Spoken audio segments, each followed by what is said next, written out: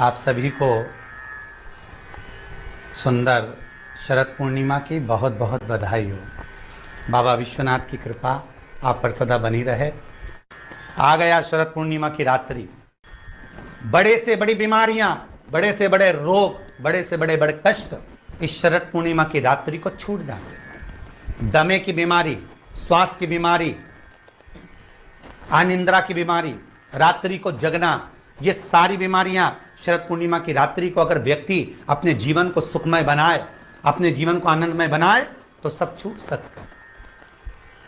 शरद पूर्णिमा की रात्रि को पीपल के पत्ते 5 लेकर उसके ऊपर खीर डालकर रात्रि को खा लेने से महाराज दमे की बीमारी, श्वास की बीमारी रुक जाती है। वो बीमारी बढ़ती नहीं है, उससे कष्ट नहीं होता। जिन बच्चों के नेत्र कमजोर होते हैं, रोशनी कमजोर होती है, शरद पूर्णिमा के दिन रात्रि को 12 बजे भगवान चंद्रदेव का दर्शन कराइए। 5 से 7 मिनट तक नयन मिलाएं चंद्रदेव के साथ और बाद में एक पीपल के पत्ते पर खीर जो चंद्र के नीचे रखी हुई है उसी खीर को चटा दीजिए। फिर चंद्र का दर्शन कराओ, फिर खीर को चटा दीजिए। महाराज नयन की ज्योति बढ़ती है, नींद नहीं आती तो निंद्रा देवी प्रवेश करती है, निंद्रा अच्छी आती है, आनंदित होता है। महाराज जिस व्यक्ति के शरीर में गांठ पड़ जाती हो, शरीर काला पड़ जाता हो, चट्टे पड़ जाते हो या दांत खाज खुजली हो जाता हो, उसके लिए भी शरद पूर्णिमा की रात्रि को 12 बजे महाराज भगवान चंद्रदेव के लिए 21 दिए जलाए जाते हैं। उस 21 दिए की कालोच एक थाली में इकट्ठी करी जाती है। कालोच को इकट्ठी कर कर शरीर में गाय के घी के साथ में जहां जहां जगह पर चट्टे हैं, गांठ है, वहां लगाया जाता है। उसको 5 या 7 दिन लगाइए।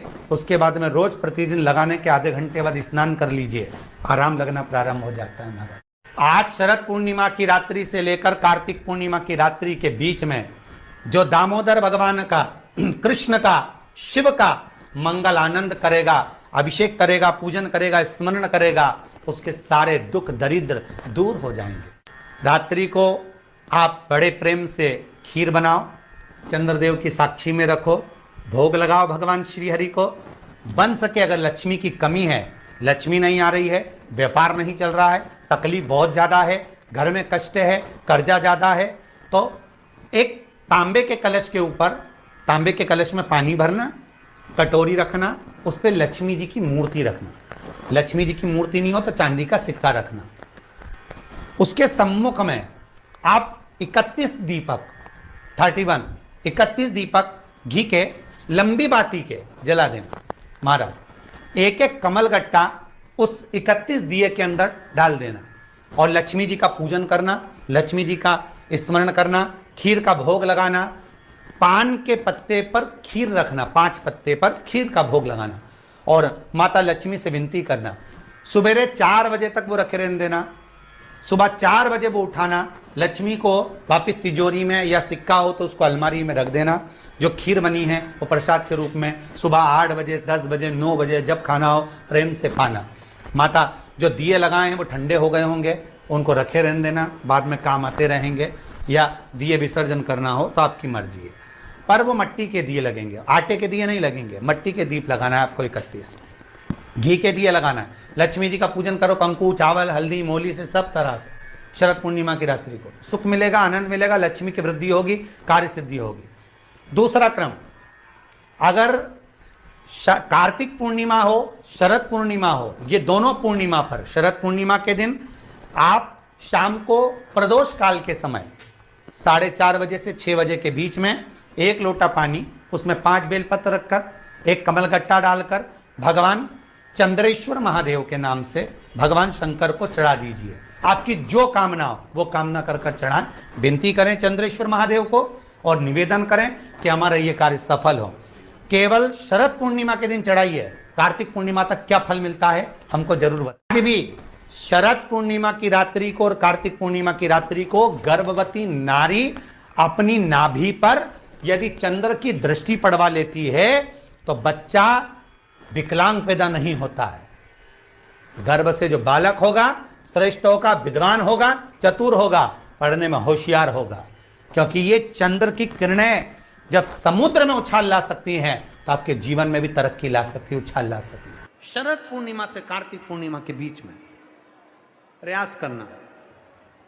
दुकान नहीं चल रही हो, व्यापार नहीं हो रहा हो, तकलीफें बहुत ज्यादा हो, घर में क्लेश जाता हो, अशांति ज्यादा हो, पैसे नहीं आ रहे हो, 1 रुपया कमा रहे 100 रुपये खर्च हो रहा, बहुत टेंशन है, तो शरद पूर्णिमा से कार्तिक पूर्णिमा तक एक हल्दी और कुंकू ये थोड़ा सा मंदिर में लेकर जाइए। हल्दी और कुंकू जरा जरा सा ले जाओ, अशोक सुंदरी वाली जगह पर पहले शंकर जी पे जल चढ़ा दो, अशोक सुंदरी वाली जगह पे जल चढ़ा दो, और वह हल्दी और कुंकू की एक एक बिंदी अशोक सुंदरी वाली जगह पर अपनी कामना कर कर लगा कर आओ। उसी में से वो हाथ जो तुम्हारा गीला है कंकु हल्दी का, वही हाथ लाओ, घर में प्रवेश करते समय अपनी देहली पर थोड़ा सा लगा दीजिए। शरद पूर्णिमा से कार्तिक पूर्णिमा तक कर कर देखो, उसके बाद में फिर बताना कि मेरा देव अधिदेव महादेव ने तुम्हारी झोली भरी कि ना भरी। कहानी दिखे कहीं किसी को पास कहानी दिखे, रहते हैं, उसके लिए भी है शरद पूर्णिमा के दिन तुलसी की जो डंडी होती है, बेलपत्र की जो ये डंडी है, ऐसे ही तुलसी का जो पत्ता होता है, उस पत्ते की जो डंडी होती है, उस डंडी को चंद्रमा को देखा जाता है, उस डंडी की जो कोर होती है उस कोर को दृष्टि से मिलाया जाता है। शरद पूर्णिमा की रात्रि ठीक 12 बजे आप चंद्रमा की, जैसे चंद्रमा का भाग, उस चंद्रमा के भाग को आप उस डंडी के भाग से निहारने का प्रयास करिए। घर में आइए, घी का दिया लगाइए, उस घी के दीप को लगाने के बाद पूर्णिमा के दिन उस पर एक प्लेट थोड़ी तिरछी कर कर रख दो, जिससे उसकी कालोच, काई की, उस दीप की, घी के दीप की कालोच उस प्लेट पर आ जाए। थोड़ी सी कालोच ले लीजिए, 5-10 मिनट में आ जाएगी। उसको गाय के घी में मिलाकर आंखों में सुरमा लगाकर रात्रि को सो जाइए। 3 दिन बाद आप महसूस करेंगे कि नेत्र की ज्योति बढ़ना प्रारंभ हो रही है। पूर्णिमा का जो चंद्र है वो विशाल काय है, और उस चंद्र की पूर्णता में हमारी अभिलाषाएं भी पूर्ण हो। अब पूर्णिमा के व्रत में आपने कई बार किताब पढ़ी होगी पूर्णिमा की, या आपने व्रत किया होगा, या पूर्णिमा का व्रत आप धारण करे होगे, तो उसमें पूजन कौन से भगवान की होती? पूर्णिमा के व्रत में केले के खंभ लगाकर पूर्णिमा का जो उद्यापन होता है, पूर्णिमा की जो पूजन होती है, उस पूजन में शंकर और पार्वती की पूजन की जाती है। शंकर और पार्वती का पूजन क्यों करा जाता है पूर्णिमा के व्रत में? क्योंकि शिव और माता पार्वती ही केवल एक ऐसे हैं जिन्होंने अपूर्ण लक्ष्मी को भी पूर्ण बना दिया था। किसको पूर्ण बनाया है? लक्ष्मी। शरद पूर्णिमा के दिन अगर आप शंकर भगवान को 1 लोटा पानी अगर शिव को समर्पित कर रहे हो, श्वेत पुष्प को रखकर शंकर जी के ऊपर सफेद फूल को चढ़ाकर अगर 1 लोटा जल भी, एक पात्र जल भी शंकर को समर्पित कर रहे हो, तो ये लक्ष्मी के लिए ही तो कर रहे हो। और कौन सी लक्ष्मी? पूर्ण लक्ष्मी। पूर्ण लक्ष्मी। आपको पहले भी कथा में कहा, एक बार भगवान विष्णु के सामने लक्ष्मी मैया ने बहुत तेज स्वर में कह दिया था, नारायण, दुनिया के लोग आपका नाम जपते हैं, दुनिया के लोग नारायण नारायण कहते हैं, दुनिया के लोग आपका भजन करते हैं, पर सत्य मायने में कहूं ना तो मेरे बिना दुनिया के लोगों की नहीं चल सकती। शरीर में रोग है, बीमारी है, काया विकार हो रही है, तो सीधी सीधी बात शिव महापुराण की कथा कहती है, सुंदर आनंद में श्रवण कर कर आप अपने जीवन को, ये पूर्णिमा शिव महापुराण की कथा कहती है, शरद पूर्णिमा आ रही है, कुछ नहीं करना, पीपल का एक पत्ता, उस पत्ते पर थोड़ा सा चावल, थोड़ा सा चावल, पूर्णिमा की रात्रि को अपने हाथ में लेकर अपने नयनों से लगाकर शरीर पर से स्वयं उतार कर उसको दरवाजे के पास रख दीजिए। पूर्णिमा की रात्रि को पूर्ण होने पर उस चावल को दूसरे दिन सूंघ कर बहते हुए पानी में डाल दीजिए। महाराज कितने भी रोग से ग्रसित हो गए, पीपल का एक पत्ता 52,000 ब्राह्मण की साक्षी कराता है। महाराज बहुत ध्यान देना, पीपल के वृक्ष में स्वयं नारायण का, मेरे कृष्ण का वास है। स्वयं भगवान गीता के अंतर्गत कहते हैं कि मैं पीपल का वृक्ष हूं।